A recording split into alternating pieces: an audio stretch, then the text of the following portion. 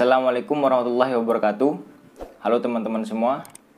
Cakan-cakapi sebeda eman diman. Di video ini saya ingin menyampaikan kegelisahan saya terkait dengan bahasa Madura. Dan saya sudah mengumpulkan beberapa fakta-fakta terkait dengan bahwa orang Madura ini tidak bangga menggunakan bahasa Madura. Bahkan ada suatu daerah yang itu kelompoknya menggunakan bahasa Madura. Dan daerah tersebut itu tidak merupakan wilayah Kepulauan Madura. Ia di luar Kepulauan Madura. Nah, apa saja fakta-fakta tersebut? Ya, kalian harus nonton lah sampai mare ya.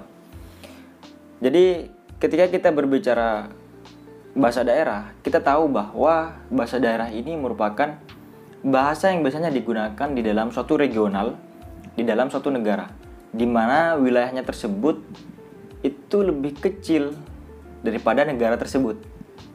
Nah, artinya ya pada negara ya Indonesia lah, negara kita lah, yang mempunyai banyak daerah, yang itu masing-masing daerah mempunyai bahasa daerahnya sendiri. Ya nggak pada Madura, andi bahasa Madura, mana Coba, andi bahasa Coba, dan sebagainya. Nah, sekarang kedudukan bahasa daerah itu seperti apa sih? Di sini tercantum dalam Undang-Undang Dasar 1945 Pasal 36 Bab 15 yang berbunyi, bahasa daerah merupakan bagian dari kebudayaan Indonesia yang hidup. Bahasa daerah adalah salah satu unsur kebudayaan nasional yang dilindungi oleh negara. Di sini jelas ya bahwa bahasa daerah itu merupakan bagian dari kebudayaan yang ada di Indonesia, dan itu perlu dilestarikan. Kita tahu bahwa negara Indonesia ini adalah negara yang plural, ya, negara yang beragam, yang memiliki banyak budaya, memiliki banyak etnik, suku, agama, ras, dan lain-lainnya. Nah, di sini saya akan berbicara bagian dari kebudayaan, yaitu adalah bahasa. Di sini jelas bahwa bahasa daerah ini merupakan bagian dari kebudayaan yang itu dilindungi oleh negara gitu. Tuh. Nah, sekarang fungsinya bahasa daerah itu sebagai apa?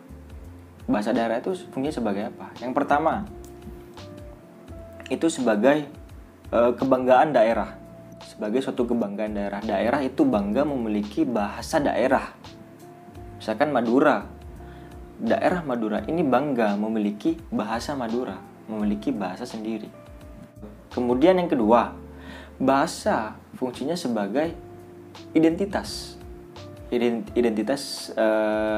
daerah gitu. Misalkan kita ada berada di suatu tempat yang itu di luar Madura, dan kita berbicara bahasa Madura, nyator bahasa Madura lah biasa, nyator bahasa Madura biasa, dan orang-orang saya pikirin aja tahu, oh ini adalah orang Madura, oh dia pakai bahasa Madura, oh berarti ini orang Madura. Seperti itu adalah sebagai identitas. Kemudian yang ketiga, yang pasti adalah ia sebagai alat komunikasi di daerah tersebut. Oke, 3 contoh itu. Oke, sekarang kita memasuki fakta-fakta yang pernah saya alami, fakta-fakta yang pernah saya temui terkait dengan penggunaan bahasa Madura. Fakta yang pertama, dulu waktu saya baru lulus dari kuliah, saya berada di teman saya, namanya tuh Muzammil, Samsam. Nyamannya Samsam. Satya kerja neng Sidoarjo lah, daerah Sidoarjo neng suatu perusahaan. Ben engkau biasa na ban Samsam ria ban Muzammil ini hampir setiap hari itu ngopi di warung-warung warkop-warkop biasa lah, atau di kafe semi-semi kafe lah biasa-biasa itu, yang itu biasanya pengunjungnya bahasa komunikasi itu menggunakan bahasa Jawa, mayoritas itu bahasa Jawa. Tetapi saya sama teman saya ini, Samsam namanya, ya ngobrolnya pakai bahasa Madura, pakai bahasa Madura biasa, dengan nyaring gitu, dengan tidak malu. Misalkan didengarkan orang-orang lain itu tidak malu, dan itu pasti didengarkan. Cuman saya sama ya udah gitu, saya orang Madura kok, saya pakai bahasa Madura, saya ngomong sama orang Madura lah, ngomong dengan pakai bahasa Madura, ya udah gitu. Karena itu merupakan bentuk kebanggaan saya sama teman saya ini, bahwa saya orang Madura, saya memiliki bahasa sendiri. Ya udah, orang lain pakai bahasa Jawa, ya udah biarin gitu loh. Kecuali memang ketika mungkin saya atau teman saya mau ngomong sama orang Jawa, ya kita harus pakai bahasa Indonesia, atau mungkin bisa pakai bahasa Jawa juga, karena bahasa Madura kan gak ngerti ya, jadi seperti itu. Nah, ini adalah salah satu bentuk bahwa kita, saya sama teman saya ini adalah bangga menggunakan bahasa Madura dimanapun tempatnya gitu loh. Dan saya pernah ngopi rame-rame sama teman-teman teman-teman, dan itu teman-teman saya, dan itu semuanya orang Madura lah. Ngopi nang orang Madura kayak Sorpoja, kayak Dima, kompor kopi, dan beda kencan angkok kedua ria nyator ngakui bahasa Indonesia. Nyator biasa ngakui bahasa Indonesia, nyator biasa. Jadi todus menyator Madura ben kancana ya kaiding masuk orang lain, saya ngopi-ngopi ya saya lain lah dia. Ya todus. Bahkan ya kayak malu deh. Mereka malu ketika ingin berbicara bahasa Madura sama temannya di depan umum. Itu adalah salah satu bentuk bahwa dia tidak bangga menggunakan bahasa Madura, bahwa dia malu, dia gengsi ketika ia diketahui bahwa ia adalah orang Madura. Itu.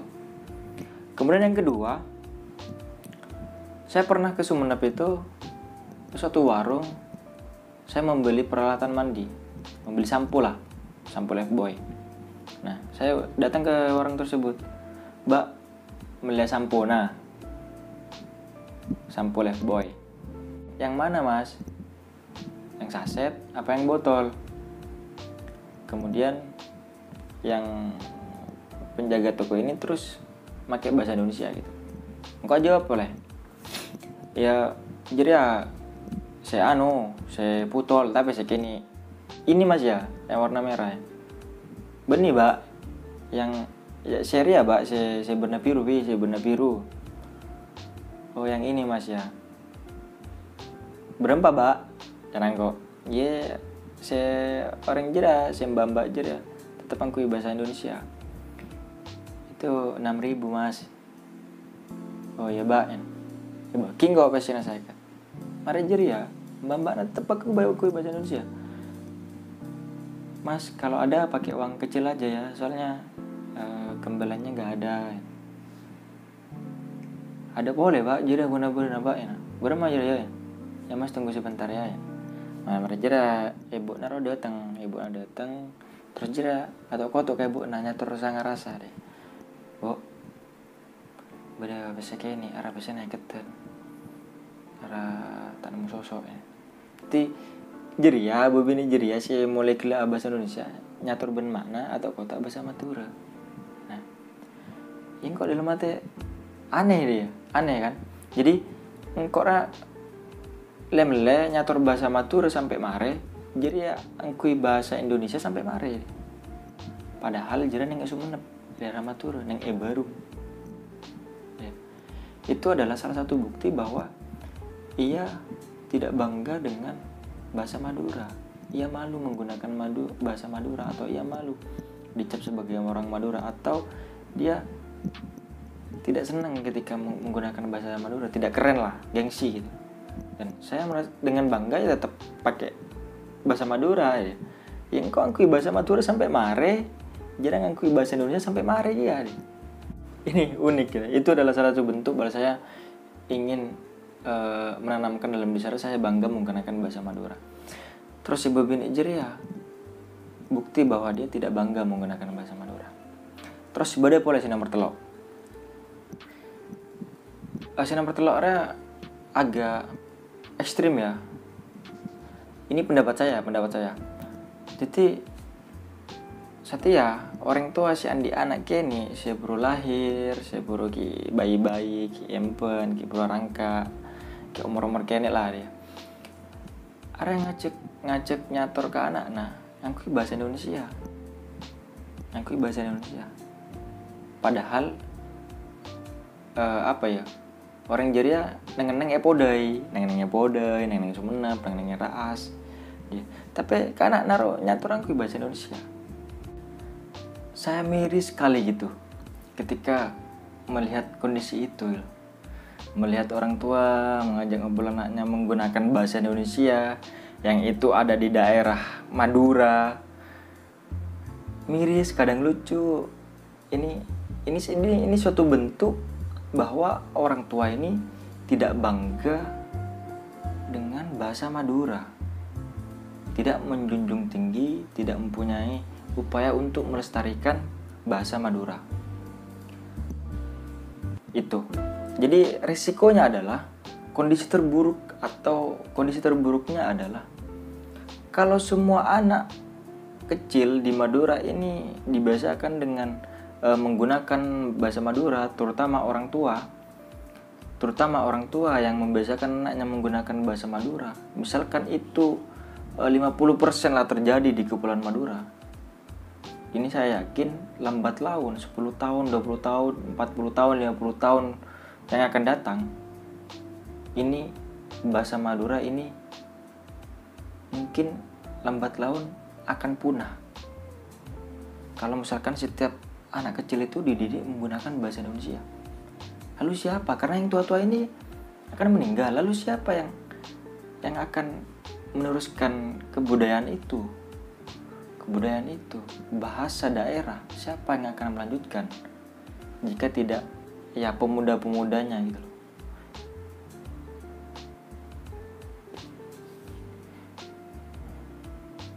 Saya kadang sakit hati gitu ketika pemuda milenial yang merantau ke kota, kemudian pulang ke kampung halaman di Madura menggunakan bahasa Indonesia dengan temannya. Halo bro, gue lagi ini bro, saya lagi ini. Ngapain? Rapa demak deh, dina Madura. Bekna lahir ya paraja neng Madura. Antar ke kota 1 tahun, 2 tahun, 3 tahun. Mulai ke Madura pas ngangkui bahasa Indonesia. Lingkungan bekna ngangkui bahasa Madura, bener ngangkui bahasa Indonesia deh. Itu saya miris sekali ketika berkaitan dengan itu, miris sekali gitu. Kemudian yang terakhir, yang nomor 4 itu terjadi ketika saya mondok di Python, tepatnya di Python. Saya memiliki banyak teman yang daerahnya itu macam-macam. Terutama di daerah Tapal Kuda. Tapal Kuda ini contohnya kayak Probolinggo, Lumajang, Python, Keraksan, Besuki, terus Bondowoso, Situbondo, Jember, daerah-daerah itulah. Itu biasanya dikatakan diistilahkan dengan Tapal Kuda itu biasanya. Termasuk Banyuwangi, nggak tahu ya Banyuwangi masuk apa enggak, kurang tahu sih. Cuman Tapal Kuda kira-kira itulah. Dan kalian tahu bahwa kota-kota tersebut kayak Situbondo, Bondowoso, Jember, Lumajang, Probolinggo, Python, Besuki ini banyak menggunakan bahasa Madura. Padahal secara letak geografis ia masuk Jawa. Beda lah dengan daerah Madura itu beda lah. Dia masuk Jawa. Tapi dia kesiarannya menggunakan bahasa Madura. Nah, ini lucu kan. Jadi di pondok itu pernah ada suatu kisah. Saya sedang ngobrol sama teman saya nyator bahasa Madura lah, bi kancanang koe podai, bi orang-orang podai nyator biasa. Temu jira yang ngucap, ben isa ben bisa nah ngakui bahasa ben. Ben nyator mi sangkit ya. Apaan sangkit? Iya, tak pada bi sengkok deh. Iya, engkau ngucap ke anak-anak jeri, anak-anak Lumajang. Coy, naria orang Jawa, engkau orang Madura, masa orang Jawa nyanggah bahasa nangko, bahasa saya bahasa engkau mulai kini. nah justru dia dijajah oleh orang Madura, orang Jawa. Ada banyak sih yang kui bahasa Madura, bahkan ada orang Jawa di beberapa daerah roh kesarana itu ngangkui bahasa Madura, bentak tahu bahasa Jawa sama sekali. Itu baru satu daerah di daerah Probolinggoan lah, daerah Lumajang, beda apalagi itu Bondora, Madura lah, nyatora bahasa Madura. Itu kenapa seperti itu? Kenapa di daerah Stapel Kuda tersebut menggunakan bahasa Madura sebagai bahasa keseharian, sebagai bahasa komunikasi, sehingga ia lupa dengan bahasa Jawanya, bahkan ada yang tidak tahu sama sekali. Itu kenapa? Karena orang-orang Madura dahulu kala ada yang banyak yang berkeluarga ke Jawa gitu, entah punya istri di sana atau punya suami di sana, kemudian tinggal di sana, dan ia mendidik anaknya, ia berkomunikasi dengan anaknya menggunakan bahasa Madura, angkui bahasa Madura, sehingga lambat laun puluhan tahun, 20 tahun, 30 tahun, 40 tahun dan seterusnya, bahasa Jawa itu di daerah tersebut hilang. Ya ada sih, cuman beberapa daerah ada sih, cuman rata-rata itu hilang. Jadi lingkungannya itu sudah menggunakan bahasa Madura, gara-gara orang Madura yang berkeluarga ke sana, punya anak, dididik, dibiasakan menggunakan bahasa Madura. Miris kan? Nah jadi itu ya, jadi kita sebagai orang Madura yang mempunyai bahasa daerah sendiri, bahasa Madura lah ya kita harus bangga menggunakan bahasa. Artinya apa ya, ketika kita berada di wilayah kita sendiri, gunakanlah pakai bahasa Madura lah gitu loh. Aku bahasa Madura lah dia nyator, kecuali kayak formal kayak bodai rapat, kayak misalkan ke bank atau kayak seminar-seminar, itu beda ya, beda konteks lah. Tapi kalau kayak bahasa keseharian di warung nyator, bodai kerdu, bodai mah bodai colan, aku bahasa Madura lah, atau aku bahasa Indonesia dia, mungkin bodai wilayah Madura. Meskipun mungkin bodai elora Madura, bodai kota, tapi pada orang Madura nyator bahasa Madura lah. Apa sih itu gengsi, apa sih itu todus ya kan? Kita harus bangga bahwa ini adalah suatu bahwa bahasa daerah itu adalah bagian dari kebudayaan yang itu bisa mendukung pluralisme yang ada di Indonesia gitu loh. Ini diakui oleh negara gitu, ini dilindungi oleh negara. Jadi itu ya kegelisahan saya ya. Semoga masyarakat Madura khususnya dan mungkin daerah yang lain juga lebih bangga terhadap bahasa daerahnya sendiri. Biasakan dan lestarikan. Tuh. Mungkin itu saja di video ini. Ini adalah opini saya ya. Kalau kalian punya pendapat berbeda silakan, mempunyai perspektif berbeda, silakan. Paradigma saya seperti ini. Dan kurang lebihnya terkait mungkin ada kata-kata yang mungkin salah, mohon maaf dan terima kasih sudah menonton. Semoga ini membuka pikiran kita bersama. Terima kasih.